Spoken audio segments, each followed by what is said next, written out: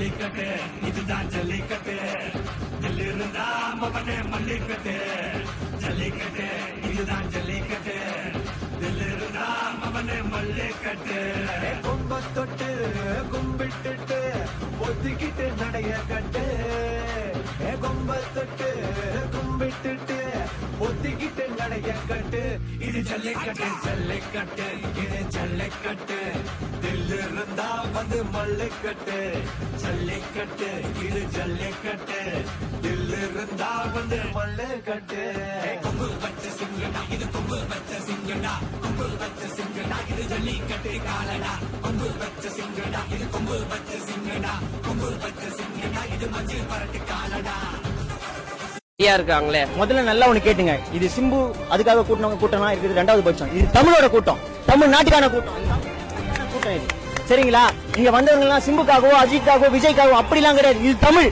ஜல்லிக்கட்டுனா என்ன சார்? ஆரியா கேக்குறாரு, what is jallikattu? நான் கேக்குறேன், what is acting? How dare you talk about this? உனக்கு என்ன தெரியும் தமிழை பத்தி? கேரளால வந்த நாய் நீ, உனக்கு என்ன தெரியும் தமிழை பத்தி? ஏன் தமிழ்நாட்டை என்ன பீட்டானா என்ன?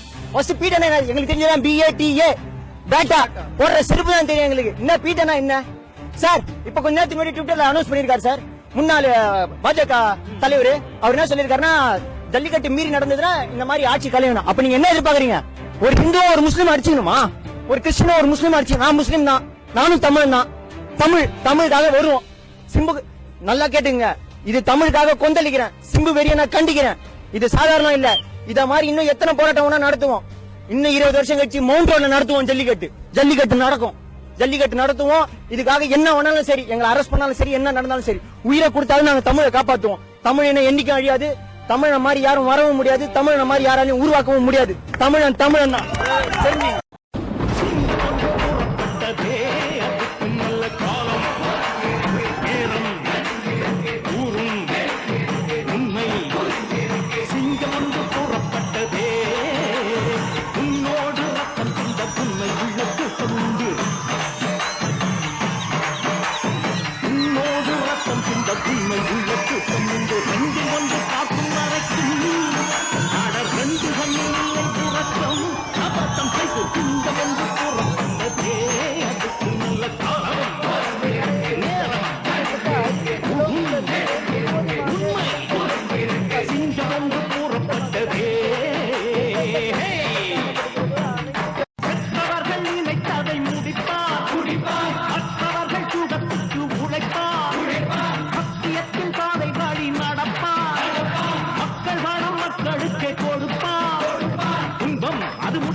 இவன் சொன்னா சிறப்பு பிடிக்கிறதே.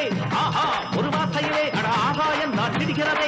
தீமை விலகிட நன்மை பெருகிட சிங்கம் ஒன்று கூறப்பட்டதே.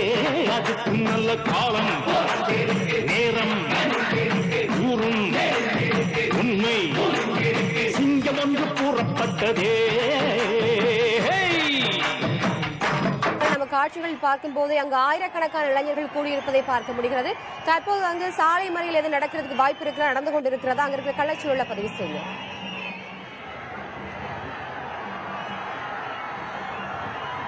அதாவது ரத்திகா, சாலை மறியல் என்று சொல்ல முடியாது. கூட்டத்தின் காரணமாக இங்கே போக்குவரத்து நெரிசல் ஏற்பட்டிருக்கிறது. கணக்கிட முடியாத அளவுக்கு. அதாவது நீங்க பார்க்கலாம், எப்பொழுதும் மெரினா கடற்கரையில காணும் பொங்கல் கொண்டாடும் போது அவ்வளவு கூட்டமாக இருக்கும். New year செலிப்ரேஷனுக்கு